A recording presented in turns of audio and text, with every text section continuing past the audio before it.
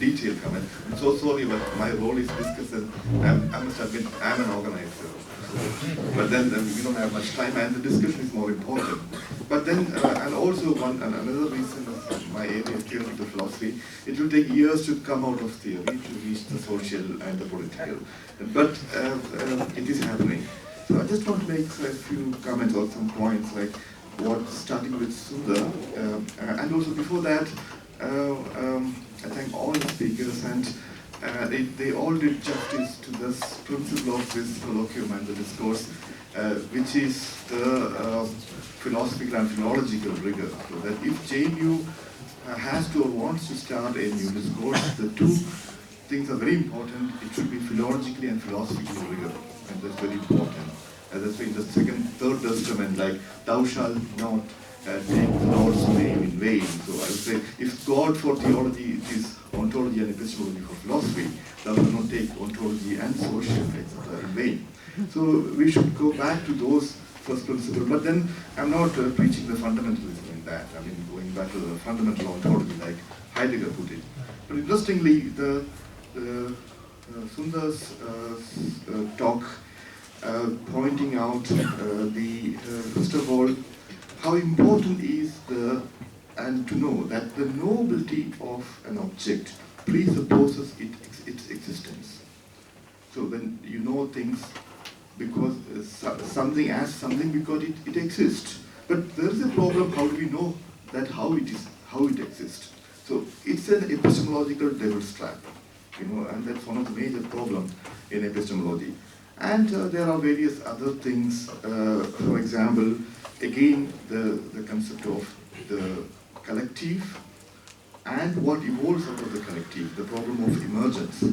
And that problem of emergence is a major problem in philosophy of mind and this mind-body debate. And also in the sociology, because it relates to the problem of individuation. And I'm referring to this term, and please don't misunderstand me, because this was something which was verboten, which was something which is forbidden, verboten is German, in the early modern age by Descartes. So the discourse on individuation was a very dominant discourse in late medieval scholastics, and because of that ontological terror, determining something is something, and this individuation is this. And Descartes said, no, you have to examine it, you have to scrutinize that through epistemology, doubt everything. And only if there is a proof, you accept that. So then began the epistemological term.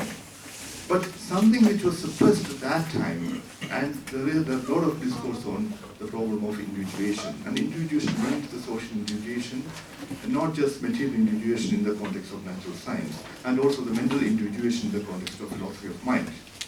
And what Sundar points out, the group and the members, and even without that, what's an empty group? Yeah, what's the ontology of an empty group?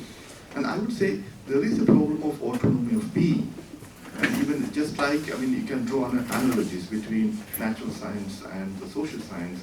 And you can simply say that a molecule of hydrogen is just a collection of one proton and one neutron, one electron, or many other, or a molecule, or something like that, or an atom of hydrogen, or the organic compounds, etc. So in the structure of nature itself, there is a constant collectivity, and then something emerges out of that which we don't know what it is. And from neuron to mind, it's a big jump. It is completely different reality. It's an ontological problem where the epistemology is trying to reduce it and explain. So, and I'm very much interested in this discourse on the problem of individuation. And finally, what Gopal Guru points out is the whole question of why and what and where and all this. Or Edward Rodrigues' question, what constitutes the social, is fundamentally a philosophical question. Yeah, it's fundamentally a question of individuation, how it is individuated.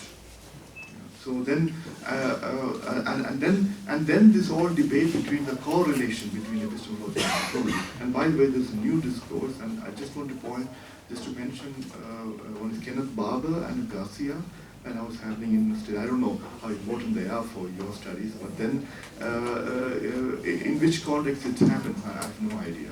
But then this ontological and epistemological considerations, which were parallel before Descartes, and then the dominance of epistemology after Descartes. And now what we try is not just that you are reverting to this old stage, but as Edward pointed out, we are moving ahead. It's not that we are moving back in this timeline. So all these are the few observations, and I think we can start with discussion, and the speakers can react to the other positions, and also questions from you, and then I think we'll start. It's a collective discussion.